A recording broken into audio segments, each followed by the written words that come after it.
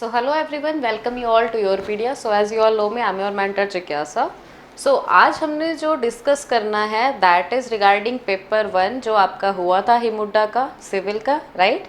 तो उसमें जो आपका हिंदी पार्ट है, ठीक है, उसमें कौन कौन से क्वेश्चन आए थे और जो हमने सिलेबस कवर किया हुआ है, ठीक है, जो हमने सिलेबस को डिस्कस किया था, तो उससे कौन कौन से टॉपिक है जिसके बिहाफ पे आपको क्वेश्चन आए हैं, तो आज हम वो देखेंगे, ठीक है. So your first question is निम्नलिखित में से शुद्ध शब्द का विकल्प है, ठीक है. तो जितने आपके वर्ड्स हैं इन सब में आपने शुद्ध अशुद्ध देखने हैं, ठीक है. तो शुद्ध अशुद्ध में हमने क्या देखना होता है, हिंदी में मात्राएं देखनी होती है, ठीक है. तो इसमें जो फर्स्ट है ये क्या है आपका करेक्ट है, बाकी ये सारे क्या है इनकरेक्ट वर्ड्स हैं, ठीक है. तो गौरैया जो है, ठीक है, उसका जो वर्ड प्रॉपर है दैट इज गौरैया, ए पार्ट. नेक्स्ट हमारा है निम्नलिखित में से कौन सा शब्द सारंग का समानार्थी नहीं है, मतलब कौन सा सिमिलर नहीं है, ठीक है. मोर जो है, मोर को भी सारंग बोला जाता है, हिरन को सारंग बोला जाता है, सर्प को भी सारंग बोला जाता है, लेकिन आपकी गाय को सारंग नहीं बोला जाता है, इसीलिए ये समानार्थी शब्द नहीं है, ठीक है. नेक्स्ट क्वेश्चन है आपका महाराणा प्रताप ने सोने चांदी के बर्तन को छूना बंद कर दिया. तो अब देखो इसके अंदर अगर हम देखेंगे संज्ञा आपको दिए कि संज्ञा बताओ और आपको मार्क किया हुआ, अगर आपको मार्क ना किया जाए, ठीक है, तो आप देखोगे संज्ञा कौन कौन सी है. एक महाराणा प्रताप है, ठीक है, ये भी आपका संज्ञा का पार्ट है, ठीक है. तो ये व्यक्तिवाचक संज्ञा हो गया. सोना चांदी हो गया, ठीक है, ये एक द्रव्य है, मटेरियल है, ठीक है, तो ये क्या हो गया द्रव्यवाचक हो गया.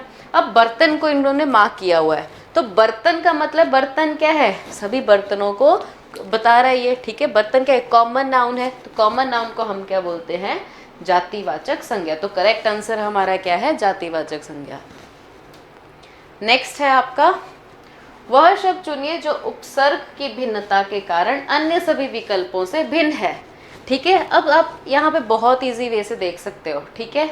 यश आपका वर्ड बनता है, मान आपका वर्ड बनता है, हरण आपका वर्ड बनता है, ठीक है, और आपका पच भी वर्ड बनता है.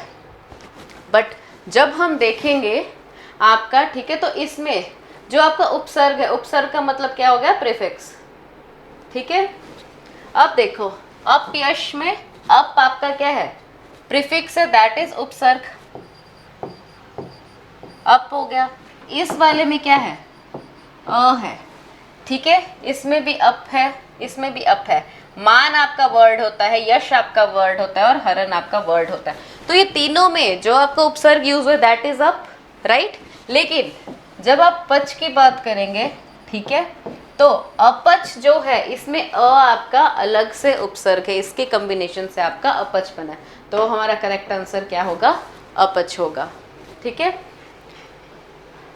नेक्स्ट है हमारा विनय का विशेषण रूप क्या है, ठीक है. तो विनय मतलब क्या हुआ आपका, इसकी हमने क्या बतानी है विशेषता बतानी है, इसका कैरेक्टर बताना है. तो विनय का जो विशेषण है दैट इज विनीत. नेक्स्ट है हमारा निम्नलिखित में से तत्पुरुष समास का उदाहरण है. तो समास जो होता है that is combination of words, ठीक है, कि आप कैसे सेंटेंस के अंदर वर्ड का यूज करते हो, ठीक है. तो अब देखो लव कुश द्वंद्व हो गया, पंचानन, ठीक है, आपका यथा समय हो गया. ये तीनों तो नहीं है तत्पुरुष, लेकिन देश प्रेम क्या है आपका देश के लिए प्रेम, ठीक है. तो that is your correct answer. Next है आपका गूंगे का गुड़ का अर्थ व्यक्त करने वाले विकल्प को चुनिए. तो गूंगे का गुड़ इसका मतलब क्या होता है, ठीक है. तो असंभव कार्य तो नहीं होगा, ठीक है, कीमती वस्तु वो भी नहीं है, ठीक है, दुर्लभ पदार्थ गूंगे का गुड़ वो भी नहीं होगा. तो इसका करेक्ट आंसर क्या है अवर्णीय अनुभव. तो बेसिकली ये क्या है आपका एक मुहावरा ही है, ठीक है. तो इसका आपका क्या ऑप्शन है अवर्णीय अनुभव. नेक्स्ट हमें निंदा से बचना चाहिए, इस वाक्य में विधेय पहचानिए, ठीक है. तो हमें क्या है आपका सर्वनाम है, सर्वनाम के अलावा बाकी जो आपका रहता है दैट इज नोन एज विधेय, ठीक है. तो निंदा से बचना चाहिए ये क्या हो गया आपका विधेय हो गया इस वाक्य का. जब मैंने आपको सिलेबस में बताया था कि सेंटेंस फॉर्मेशन हमें कैसे कैसे करनी है, तो उसका ये पार्ट है, ठीक है, तो निंदा से बचना चाहिए is your correct answer. Next, निम्नलिखित में संयुक्त वाक्य का विकल्प चुनिए। संयुक्त मतलब कॉम्बिनेशन ऑफ वर्ड्स, ठीक है, तो जो भी हमने सेंटेंस है उनको इकट्ठा करके मिला के लिखना है। तो इसके शेर के दिखाई देते ही सब डर गए, सो इट इज रॉन्ग। ज्यों ही शेर दिखाई दिया सब डर गए, नहीं, शेर दिखाई दिया और सब डर गए, this is your correct answer, ठीक है। तो हमारा जो लास्ट क्वेश्चन है दैट इज मधुर वचन कही कही परितोषी जनु मुकुंदिनी कौमुदी पोषी। तो इसका मतलब क्या है आपका कि जो सीता मैया है, जब उन्होंने देखा कि लोग क्या है, प्रेम के प्यासे हैं, तो उन्होंने अच्छी अच्छी बातें करके उन्हें संतोष दिया, राइट। जैसे आपकी पता है लिली जो है वो चांदनी रात में खिलती है, ठीक है, तो जैसे आपकी क्या है जो कुमुदिनी है उसको चांदनी ने खिलाकर पुष्ट किया हो, ठीक है, उनको खिलाया हो, तो वैसा तो बेसिकली इसमें क्या है, कंपैरिजन हो रहा है। तो जब भी आपका कंपैरिजन होता है तो उसमें अलंकार क्या होता है आपका, उत्प्रेक्षा अलंकार होता है, ठीक है।